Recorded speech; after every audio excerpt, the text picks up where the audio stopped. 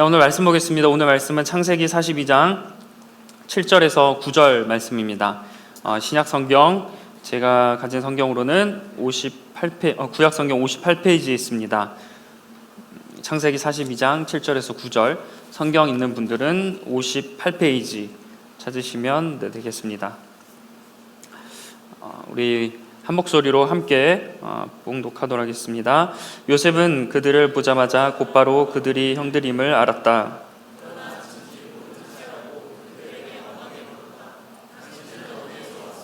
그들이 대답하였다. 먹거리를 사려고 가나안 땅에서 왔습니다.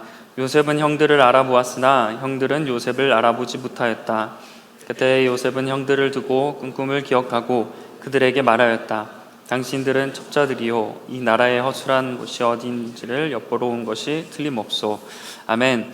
네, 오늘은 이제 요셉 시리즈 설교 마지막 시간입니다. 오늘 마지막 사실 주제를 뭐로 할까 좀 고민하고 기도했다가 성숙함이라는 좀 단어를 함께 나눴으면 좋겠다는 마음이 들었어요. 그래서 오늘 말씀도 이제 마지막 시간이니까 여러분 좀 열린 마음으로 우리 함께 들고, 또 이 시대에 우리가 요셉처럼 지금 한 주 한 주 배웠던 말씀대로 이 시대를 밝히며 살아가는 내가 되겠노라고 좀 결단하는 그런 시간 되길 간절히 축복합니다. 요셉의 아버지였던 야곱은 아내가 2명 있었어요.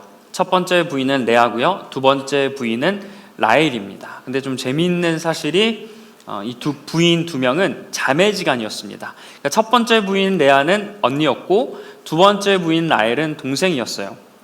야곱은 이렇게 부인 2명과 또 자녀들을 낳고, 또 지금 부인들에게도 종들이 1명씩 있었는데 그 종들을 통해서도 자식을 낳았습니다. 근데 문제는 요셉이 아무래도 2명을 공평하게 사랑할 수 있으면 좋겠지만 그러기가 쉽지 않잖아요. 그리고 이 에피소드가 좀 있는데, 야곱은 라헬, 그러니까 두 번째 부인 동생을 더 사랑했습니다. 그러다 보니 언니였던 이 레아가 질투가 되게 좀 강했어요. 그런 상황 속에서 라헬이 요셉을 낳았습니다. 그래서 요셉이라는 인물 자체는, 그리고 다른 어머니 배에서 태어났던 형들에게서는 약간 조금은 질투의 대상일 수 있어요. 그리고 요셉도 어렸을 때 모습을 보면 조금은 이렇게 성숙하지 못한 모습을 보입니다. 요셉이 형들과 같이 양을 치는 그런 목자로 살고 있었는데, 아버지에게 형들의 잘못한 점을 이렇게 일러바치는 그런 일을 감당했어요. 그리고 이 아버지가 요셉을 좀 늦은 나이에 노년에 이렇게 갖다 보니까 요셉에 대한 그런 좀 특별한 그런 사랑이 있었습니다. 그래서 요셉에게 형들에게는 주지 않은 요셉 그 한정판 엄청 아름답고 화려한 외투를 만들어줘요. 당시에 이제 외투라고 하면 일할 수 있도록, 보통 이제 뭐 노동을 하기 편할 수 있도록 소매가 없거나 이렇게 좀 무릎까지 오는 길이 정도의 외투였습니다. 근데 요셉의 외투는요, 화려해요. 일단 색이 되게 화려하고 옷 길이가 길었어요. 자, 이걸 통해서 알 수 있는 건 아버지 야곱이 요셉에게는 노동하는 일을 맡긴 게 아니라 형들을 관리하는, 그러니까 감독관의 역할을 맡긴 겁니다. 여러분, 근데 감독관이라고 하면 당연히 장자, 그러니까 처음 난 그 형이 해야 되는 거 아니겠어요? 근데 지금 막내급인 뒤에서 두 번째인 그 요셉에게 아버지가 이런 일을 시켰던 겁니다. 그러니까 어떻게 보면 형들 입장에서는 아버지가 요셉을 특별 대우한다, 차별한다, 이런 마음이 있을 수밖에 없죠. 그러니까 형들은 솔직하게 요셉이 하는 모든 행동, 입는 옷마저 그냥 다 꼴보기 싫은 그런 지금 감정을 가진 게 요셉의 형들이에요. 역시나 형들은 이 아버지가 자신들보다 요셉을 편애한다는 사실을 알고 요셉을 미워하는데, 이제 문제는 이 미워함이 더 이렇게 극대화되는 사건이 하나 발생합니다. 요셉이 어느 날 잠을 자다가 꿈을 꿨어요. 꿈을 꿨는데 이 꿈을 그냥 혼자 꿨으면 되지, 꼭 이렇게 사람들이 나 꿈 꿨는데 하면서 얘기하잖아요. 그러니까 요셉도 자기가 꾼 꿈을 형들에게 말하고 싶었던 겁니다. 근데 뭐 예를 들어서 형들이 일을 하고 있으니까 형들 옆에 싹 몰래 가서, 형, 내가 꿈을 꿨는데 이런 게 아니에요. 형들, 내가 꿈을 꿨거든요. 지금 다 이렇게 오세요. 하던 일 멈추고 다 이렇게 모여보세요. 이렇게 행동한 거예요. 약간 대장 노릇한 거잖아요. 그래서 형들, 근데 형들이 착한 것 같아요. 요셉이 이렇게 다 오세요. 다 와서 모여봐. 이렇게 하니까 형들이 왔어요. 그래서 꿈 내용을 이야기하는데 그 꿈 내용이 자기가 곡식단을 묶고 있었는데 그게 갑자기 막 이렇게 일어서더니 형들도 곡식단을 묶고 있었는데 형들의 곡식단이 일어선 자기의 곡식단에게 절을 했다는 겁니다. 이 이야기를 들으면 여러분 좀 약간 이상하지 않으세요? 요셉이 약간 자기가 묶은 곡식단이 절을 받은 그런 이야기를 하잖아요. 그래서 이 본문을 보면 요셉이 지금 아무리 그래도 그렇지 좀 이렇게 된 거 아닌가 싶을 정도로 너무 약간 좀 형들을 배려하지 않는 그런 이야기를 합니다. 그래서 형들은 여기에 좀 기분이 나빠서 형들이 너가 우리들의 왕이라도 돼? 지금 너무한 거 아니야? 이런 식으로 막 뭐라고 해요. 그래서 이렇게 형들은 요셉과 더 멀어지는 그런 좀 사이가 되었습니다. 근데 며칠 지나고 나서 요셉이 또 꿈을 꿉니다. 근데 이번에는 우리 속마음으로 제발 이번에는 말하지 말아라고 이제는 안 돼 그만 얘기해 라는 마음이 있지만 요셉은 역시나 이번에도 형들 내가 또 꿈을 꿨거든요. 다 모여보세요. 또 형들을 이렇게 모아요. 그래서 모아서 자기의 꿈을 이야기하는데 해와 달과 별 이 11개가 자기에게 절을 했다는 거예요. 이번에도 또 절을 했다는 거죠. 그러니까 이 11개의 숫자의 의미는 요셉의 형제가 요셉 포함해서 12명이었거든요. 근데 요셉을 빼면 11명이잖아요. 그러니까 형들, 나머지 형제들이 자기에게 절을 한다는 거예요.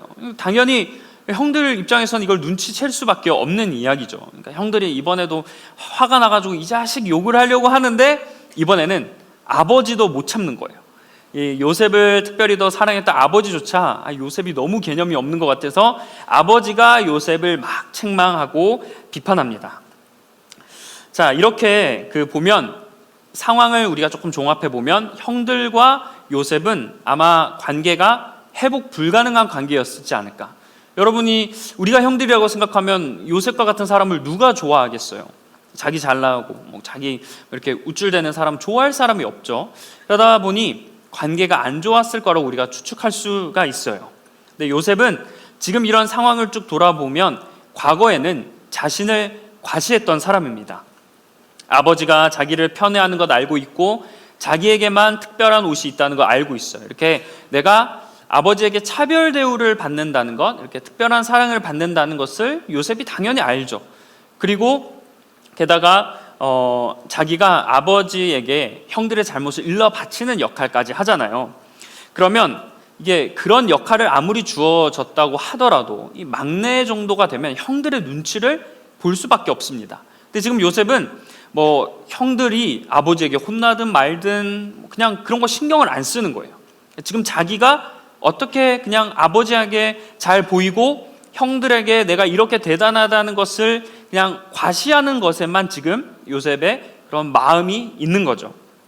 게다가 형들이 자기를 싫어한다는 걸 알아요. 그러면 꿈 이야기를 했으면 안 되는 겁니다. 왜냐하면 100% 내가 이 얘기를 했을 때 형들이 좋아할 리가 없잖아요. 근데 요셉은 이런 걸 알면서도 이야기를 했다는 건 그만큼 형들을 우습게 봤다는 겁니다. 형들을 무서워하지도 않고 그냥 형들이 만만했던 거예요.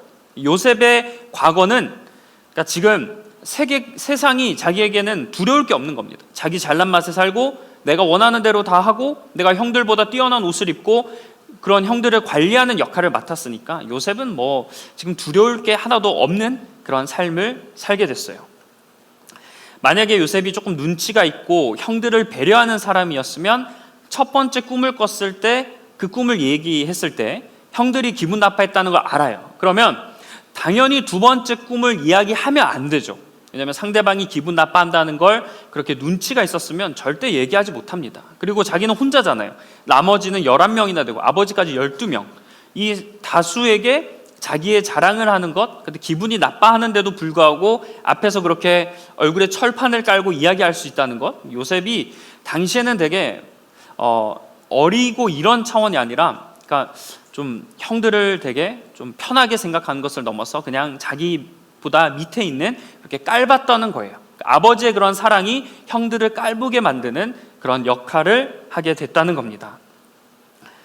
자, 그러나 요셉의 환경을 보면은 요셉이 왜 이렇게 행동했는지를 조금 우리가 이해할 수 있어요. 요셉에게는 가장 큰 그런 핸디캡이 하나 있었는데 그게 뭐냐면 결핍입니다. 요셉에게는 결핍이 있었어요. 요셉은 12형제들 중에 11번째, 거의 막내죠. 그래서 아마 형들이 요셉이 어리니까 좀 무시했을 겁니다. 그 요셉마저도 그냥 이렇게 체격으로나 나이로나 형들과 같이 있으면 좀 자기가 이렇게 위축될 수밖에 없는 나이죠.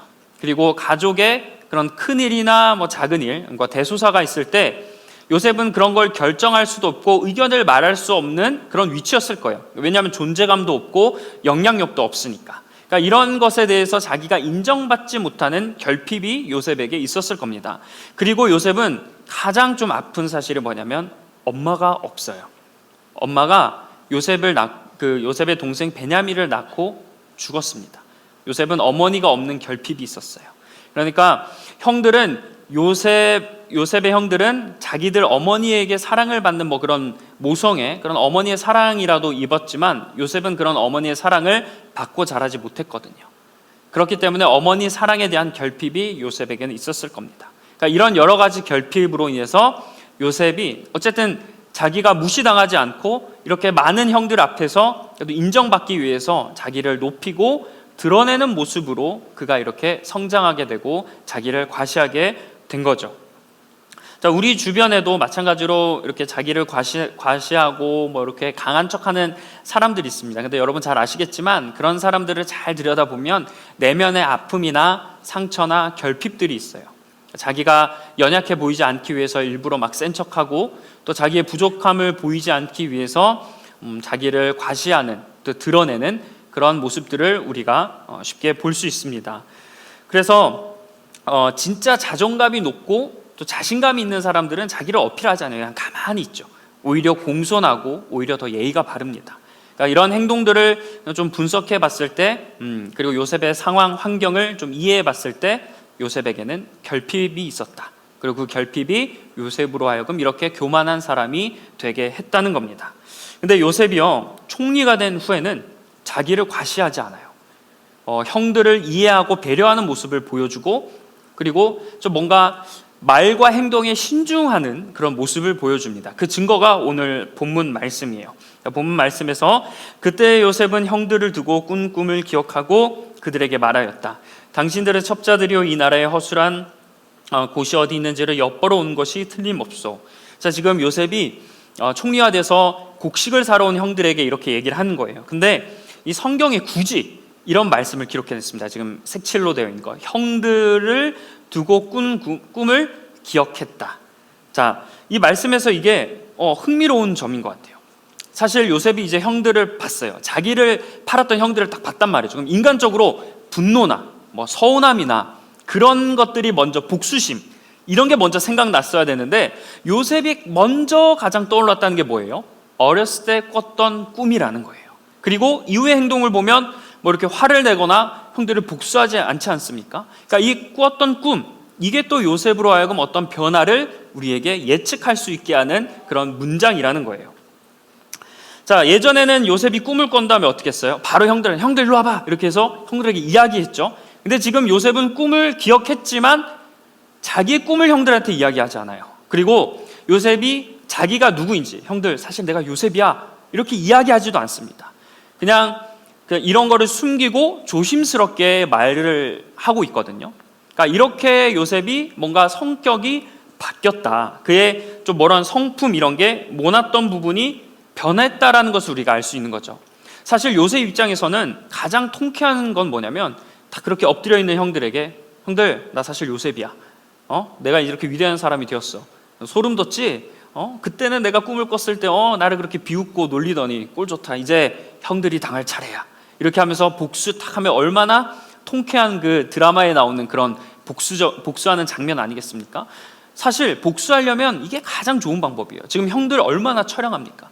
요셉인지도 모르고 지금 엎드려 벌벌 떨면서 절을 하고 있어요. 지금 얼마나 딱 복수하기 좋은 때인 거죠. 그러나 요셉은 절대로 꿈에 대해서 말하지 않습니다. 형들 꿈이 이랬는데 지금 이렇게 이루어졌어. 이런 얘기 절대 하지 않아요. 오늘 이 본문뿐만 아니라 요셉 이후에 형들과 또 이런 일들이 있을 때도 보면 절대로 꿈에 대해서 이야기하지 않습니다. 그러면 왜 요셉이 꿈을 이야기하지 않았을까? 요셉은 형들이 꿈 이야기를 싫어했다는 것을 알았던 거예요. 과거에 내가 꿈 얘기를 얘기했을 때 형들이 기분 나빠했던 것. 그러니까 이제 요셉은 주변 사람들의 그런 기분과 감정을 보기 시작한 거죠. 게다가 지금 형들이 자기 앞에 와서 지금 절하고 있잖아요. 근데 여기서 형들 내가 꿈꾼 대로 됐다 이렇게 얘기하면 뭐예요? 형들을 완전히 짓밟아 버리는 거예요. 형들을 죽이는 거죠. 2번 죽이는 일 아니겠습니까? 그러니까 요셉은 지금 이제는 형들의 그런 상황을 고려하면서 이제 변화됐음을 보여주는 거예요. 요셉이라는 사람이 과거에는 자기가 뭐 편한 대로 하고 싶은 대로 말하고 행동했다면 이제는 그런 주변 사람들의 감정과 그런 것들을 고려할 수 있는 사람이 되었다. 그러니까 성숙해졌다라는 걸 오늘 메시지에서 보여주는 겁니다. 자, 비록 예전에는 눈치도 없고 주변 사람을 살피지도 않고 자기 중심적이고 비호감이었던 캐릭터 이 요셉이 노예가 돼서 이제 주인을 섬기게 되지 않습니까? 보디발을 섬기게 되면서 이제 처음으로 자기가 막 높게, 자기가 이제 뭐 무서울 것 없이 자기 마음대로 했던 사람이 이제는 눈치를 봐야 되는 이렇게 낮아지는 역할이 되었어요.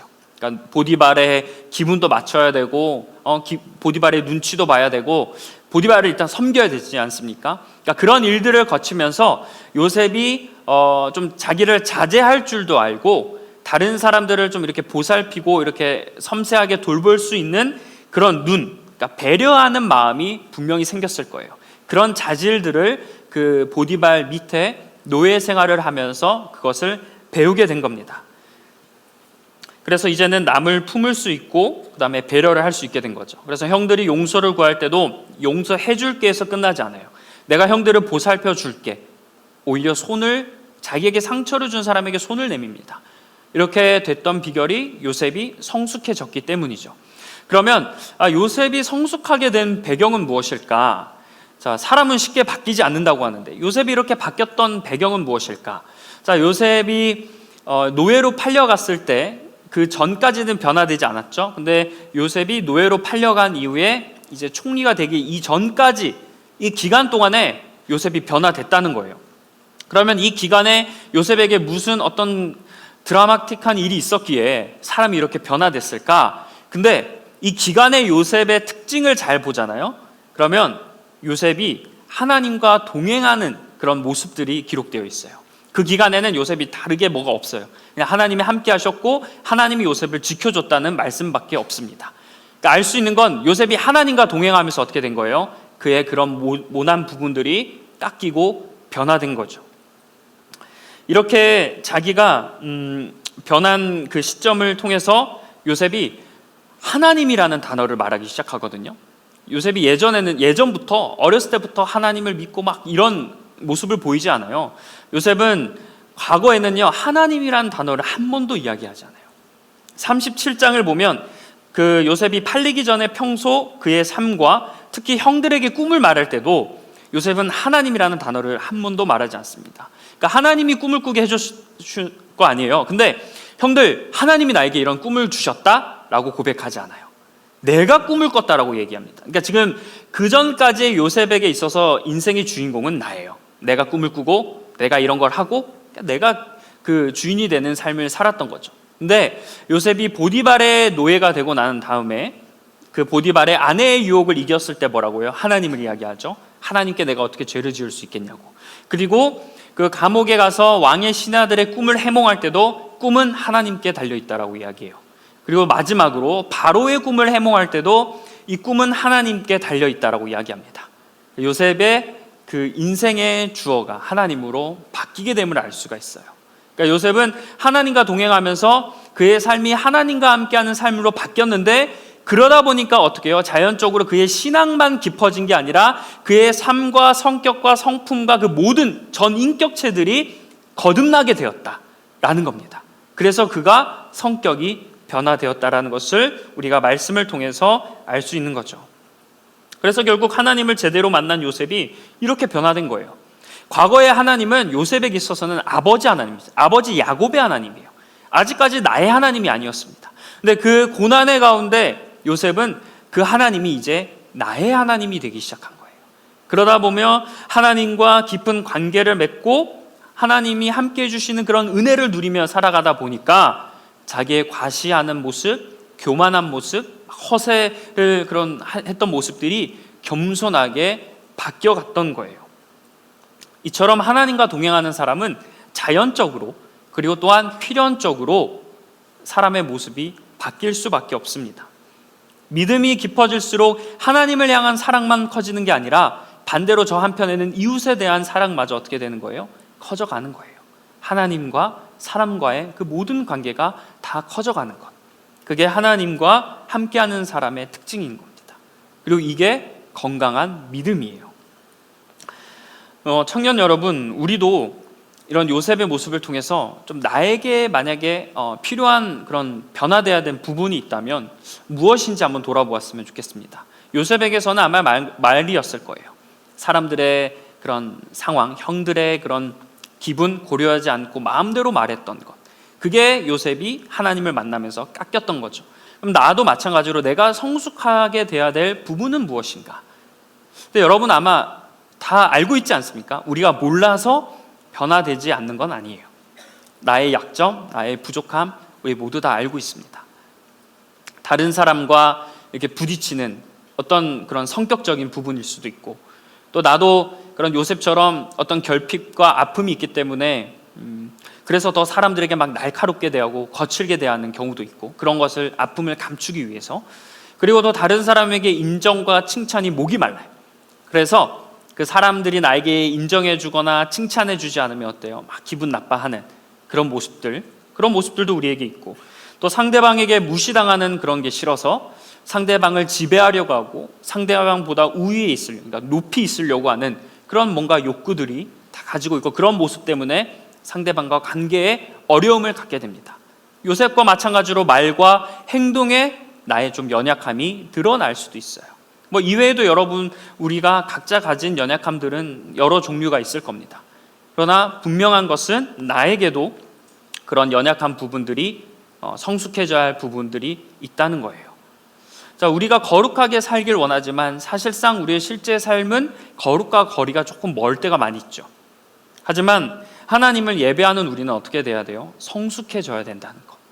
하나님을 만나면, 근데 이거는 노력으로 막 돼야 되는 부분도 있지만, 하나님을 그냥 자연적으로 만나면 그 삭개오가 자기 것을 다 버리겠다고, 포기하겠다고, 갚아주겠다고 고백한 것처럼 자연적으로도 나타나는 증상입니다. 하나님을 만난 사람이 이렇게 변하게 되는 거예요. 그래서 오늘 만약에 내가 말이 성숙해져야 될 분들이 계시다면, 오늘 우리가 기도하면서 여러분 말의 성숙함을 경험하게 되시길 간절히 축복합니다. 혹시 행동에 성숙함이 필요한 분들이 계시다면 행동의 성숙함이 여러분에게 오늘 넘치길 간절히 축원합니다. 그리고 생각에 성숙함이 있어야 되면 생각의 성숙함이 오늘 여러분에게 가득하시길 간절히 축복합니다.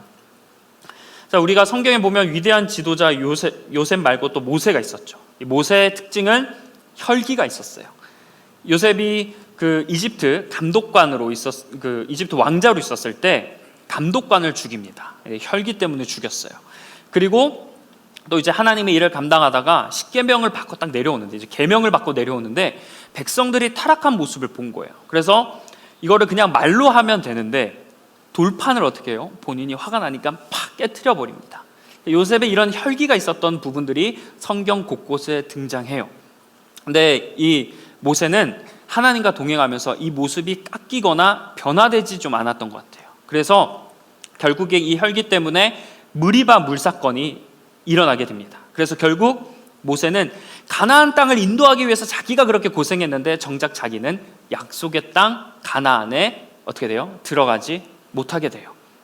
그래서 이 혈기, 모세에게 있어서는 이 혈기가 성숙하게 되어야 되고 조금 더 변화되어야 됐었던 부분인데, 요셉이 이것에 대해서, 모세가 이 부분에 대해서 좀 모르겠어요. 본인은 얼마나 노력했는지는 모르겠지만 결국 이 혈기가 고쳐지지 않고 변화되지 않는 모습을 보이니까 결국에는 이런 안 좋은 안타까운 모습을 결과를 맞이하게 됩니다. 우리가 사명을 감당하는 일을 많이 하고 또 하나님의 일을 한다고도 많이 해요. 근데 특히 이런 사명을 감당하고 하나님의 일을 감당하는 사람들 중에서는 성숙이 반드시 필요합니다. 그냥 앞만 보고 하나님만 바라보고 달려간다는 것, 그래서 주변을 돌아보지 않고 그냥 나는 그러니까 이 정도면 됐으니까, 사역을 했으니까 이제 끝났어, 그냥 하나님의 일, 나에게 주신 소명 가지고 내가 세상에 달려가니까 내가 할 도리는 끝났어 라고 생각하시면 안 된다는 거예요. 그 과정 가운데 내가 성숙해져야 되고 내가 변화돼야 되는 그런 나의 연약한 부분이 있다는 겁니다. 그래서 하나님이 이것도 동시에 여러분, 우리 모두가 조금 더 다듬어지기 위해서 하나님이 그 자리로 보내신 거예요. 예를 들어 우리가 어떤 일을 감당하는데 계속 부딪히고 나의 연약함이 보일 때가 있습니다. 근데 그거를 죽이지 못하고 막 다투는 그런 분쟁의 원인이 될 때가 많지 않아요? 근데 하나님이 보여주시는 거예요. 여러분, 그러면 사역을 감당하지 않으면 드러나지 않을 거니까 뭐 아무것도 안 하면 되지라고 생각하시는데, 그게 그러면 잠재적으로 그게 여러분에게 깔려 있는 거 아니겠습니까? 근데 오히려 그런 일을 하고 관계를 맺다가 나의 본 모습, 아니 내가 알지 못했던 모습이 드러나는 거예요. 근데 왜 그걸 드러냈을까요? 그래서 그것을 조금 더 성숙해지기 위해서 해야 되는 겁니다. 그런 일이 일어났을 때 사실 저와 여러분 모두 부족한 사람이잖아요. 연약해요. 연약한 모습을 가지고 살아가니까 당연히 그런 모습이 보일 수밖에 없습니다. 근데 이런 모습을 보였을 때 어떻게 하느냐가 성숙한 그리스도인이라는 거예요. 그때 내가 이 부분이 부족하지, 그러면 내가 이 부분을 조금 더 이렇게 내려놓아야 되겠다, 이런 마음을 가지고 조금 성품이 더 예수님의 성품을 닮아가느냐, 아니면 그런 거 상관없이 그냥 나는 이대로니까 너가 이해해야 돼라고 막 이렇게 행동하는 거는 완전히 천지 차이라는 겁니다. 하나님이 그런 모습을 보여주시기 위해서 그 자리에 허락하신 거예요. 그래서 저는 모세는 아마 그 혈기라는 부분이 그에게 있어서 가장 큰 그 부분이었는데 아쉽게 그 부분을 고치지 못했습니다. 마찬가지예요. 저와 여러분이 하나씩 그런 좀 성숙해져야 될 게 있어요. 근데 누구는 고쳤어요? 요셉은 그의 말에 성숙함이 있어야 되는데 그것을 고치고 결국에는 성숙한 모습을 통해서 형들을 품어주는 아름다운 모습으로 그의 생을 마무리하게 됐다는 거예요. 여러분, 세상에 완벽한 사람 없습니다. 그렇죠? 다 사람은 다 연약한 점이 있어요. 그래서 먼저 막 내가 이런 부족한 모습을 보일 때 스스로 자책하고 막 이렇게 좀 기분 안 좋아하는 분들이 계시는데 너무 막 그렇게 안 좋게 생각하지 않으셨으면 좋겠어요. 다 우리는 부족한 사람이고 모난 부분이 다 있어요. 그런 걸 인정하고 좀 받아들여야 돼요. 근데 자, 이렇게 인정하고 받아들이는 거에서 끝나느냐, 아니면 내가 이것을 그냥 무시하고 나는 이런 사람이야, 나 원래 이런 사람이니까 나를 이해해줘야 돼, 이런 스탠스로 가느냐, 아니면 이것을 내가 조금은 그래도 다듬어보고 하나님의 성품을 닮아가기 위해서 내려놓고 깎고 이런 훈련을 하면서 나아가느냐. 당연히 우리는 후자의 모습으로 변해야 된다는 거예요. 하나님께서 그 모습을 우리에게 보여주시는 겁니다. 드러나게 해주시는 거예요. 이게 은혜인 거죠.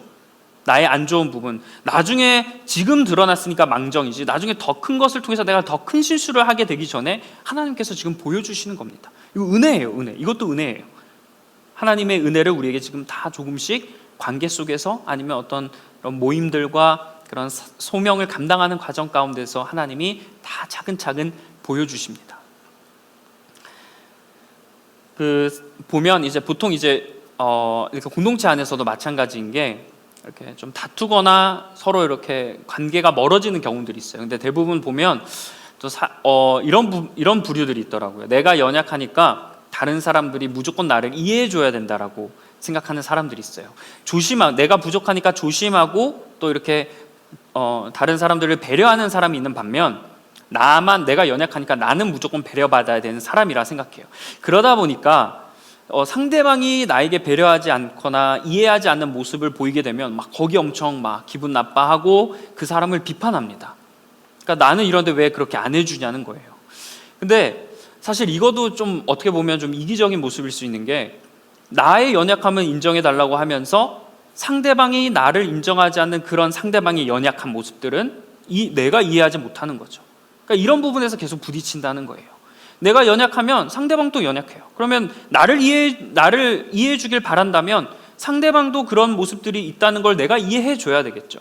그러니까 이렇게 성숙하고 서로를 이해하고 맞춰가는 과정으로 우리 그리스도인들이 살아가야 하는데, 다 에너지가 기준이 나에게 있다 보니 내가 원하는 만큼 되지 않았을 때, 나를 이해해 주지 않았을 때 기분 나빠하고 그걸로 가지고 이런 문제들을 많이 일으키는 그런 관계 속에 어려움을 갖게 되는 모습들을 많이 보게 됩니다. 근데 여러분, 그리스도인들은 성숙해야 되는 사람이에요. 그 레위기 그리고 그 하나님께서 주셨던 제사들, 5대 제사들을 보면 하나님과 사람과의 관계 속에 있는 법과 제사들도 있었는데 사람과 사람 사이에 있는 법과 계명 준 그런 제사들도 많이 있었어요.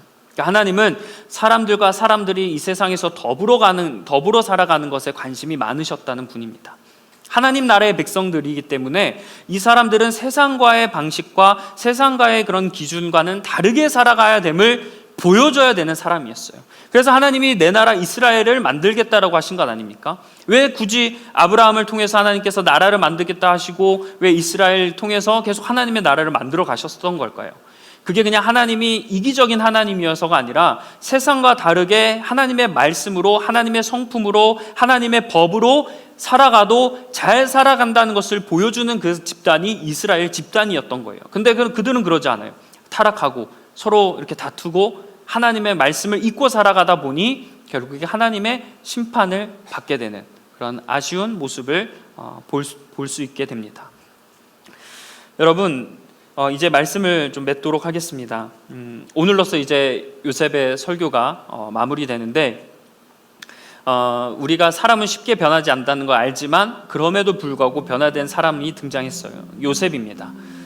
요셉은 과거에 자신의 연약했던 모습이 좀 아프지만 요셉의 입장에서는 감당할 수 없을 정도로 고난이었지만 노예의 그런 시간을 통해서 철저하게 낮아지는 시간을 통해서 성숙함을 이루어냈어요. 그래서 그의 말과 행동과 여러 가지가 완전히 달랐던 사람으로 성경에 기록되어 있습니다.